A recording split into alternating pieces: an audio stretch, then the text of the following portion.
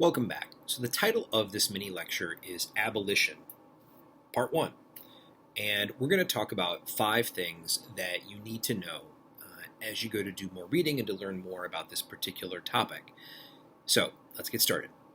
The first one for you to know about is historiography, right? So historiography is the study of how historians study history. And history itself doesn't change over time. History doesn't repeat itself, right? Maybe it mirrors itself.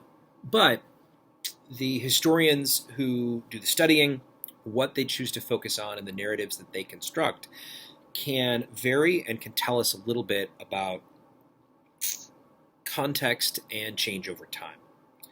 So we need to kind of keep in mind in looking at abolitionism that the study of slavery itself has changed over time.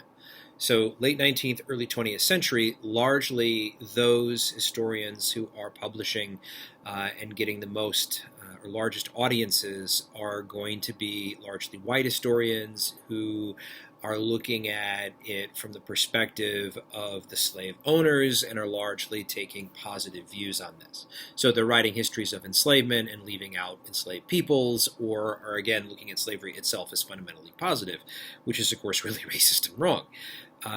Ulrich Phillips, of course, being among them. But that's the kind of historical work that informed the culture kind of around Margaret Mitchell and Gone with the Wind and all that stuff. So historiography has changed over time. And especially when it looks to abolitionism, it's important to understand, right, we need to look at the enslaved peoples themselves far more than just studying the abolitionists. All right. Secondly, who's abolition or abolition societies? So the first formal abolition society that existed in the U.S. supposedly was the Pennsylvania Abolition Society that was founded in 1775. And when we're talking about abolitionist societies, we're usually looking at the late 18th century and the early 19th century and into the 1830s and 40s. But many of these varied. They varied widely in terms of leadership.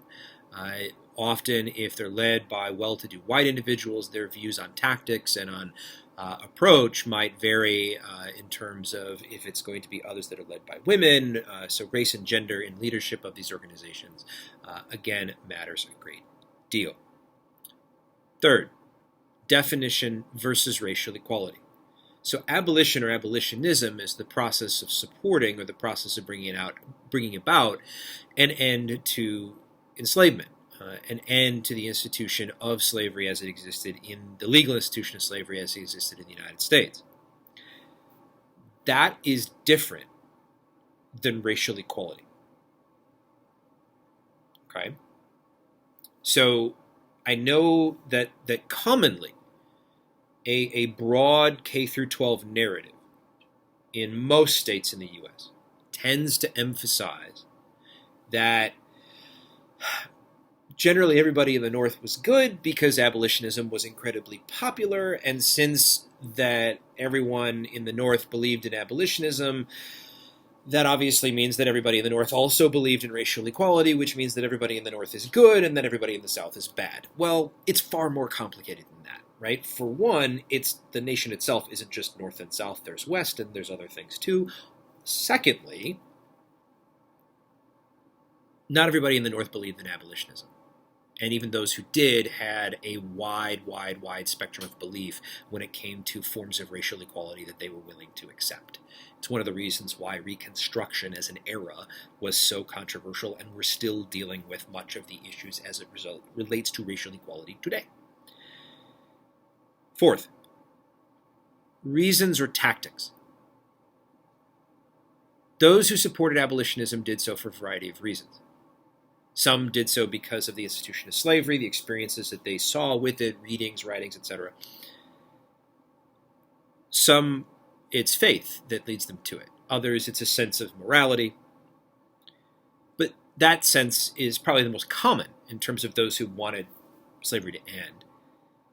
And legally was probably the most common tactic by which they would like the objective of the ending of slavery to be achieved.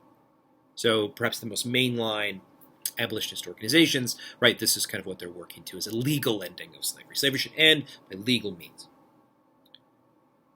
Fifth, reasons and tactics. One of the forms of abolitionism that existed within the antebellum era was colonial, right? So there were those who believed that slavery was morally wrong, that slavery was not sort of connected to the foundation of the American story, that it should be gotten rid of. And what they argued was not only should slavery be ended, but that anyone of African ancestry had no place within American society, that America should be simply for whites only. And so largely what they supported was a process of deporting anyone of African ancestry back to Africa, back to the continent of Africa.